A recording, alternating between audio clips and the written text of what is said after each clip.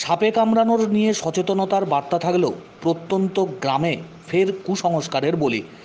সাপের কামড়ের বিষ নামাতে হাসপাতালে নয়, আগে নিয়ে যাওয়া হলো চার্চে।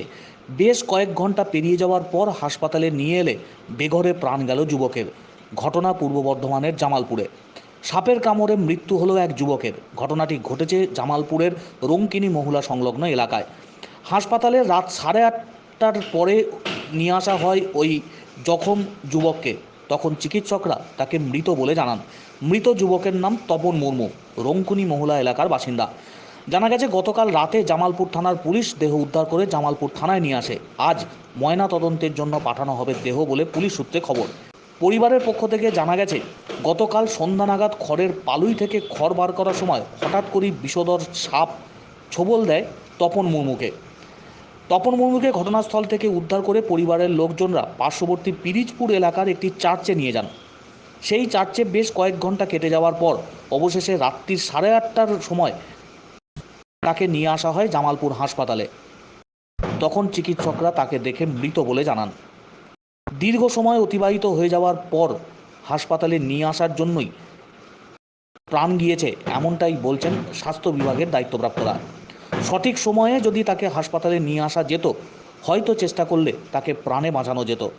বারবার সচেতনতার বার্তা দেওয়া সত্ত্বেও প্রত্যন্ত গ্রামীণ এলাকায় ফের কুসংস্কারের বলি হলো এক যুবক।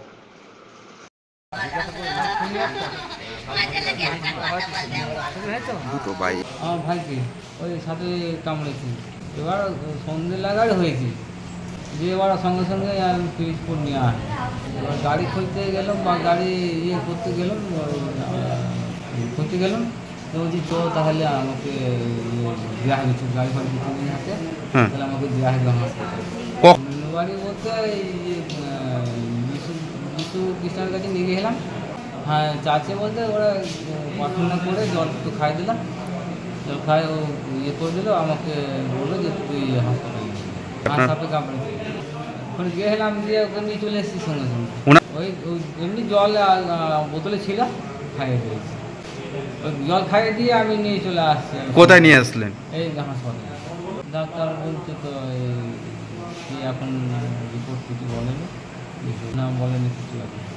আচ্ছা, কি নাম? তপন মুর্মু, রঙ্কিনী মুর্মু। এবার আমি তো জানি না, এবার যেটা বলছে সেটাই সেখানে ছুটে যেতে হচ্ছে। আমি এবার সাইকেলে এবার মোটরটাকে আনতে পারলো বলে পিছপুর গেলাম, নিয়ে চলে আসছি। বলে না, আমি নিজে যে সঙ্গে সঙ্গে গাড়ি ফাড়ি ছিল না, ওই ওখানে ছিল, যে নিয়ে চলে আসছে। একদম সব জানি না, আমি কাজ থেকে এসেছি, একটু শুয়ে আছে আর বলছে এরকম সাপে কামড়েছে। সঙ্গে সঙ্গে ওই হাতে বেঁধেছিলাম, হাতে বেঁধে সঙ্গে সঙ্গে নিয়ে চলে এসেছি। তো তখন ওই ইয়ে ছিল, নিঃশ্বাস ছাড়ছিল।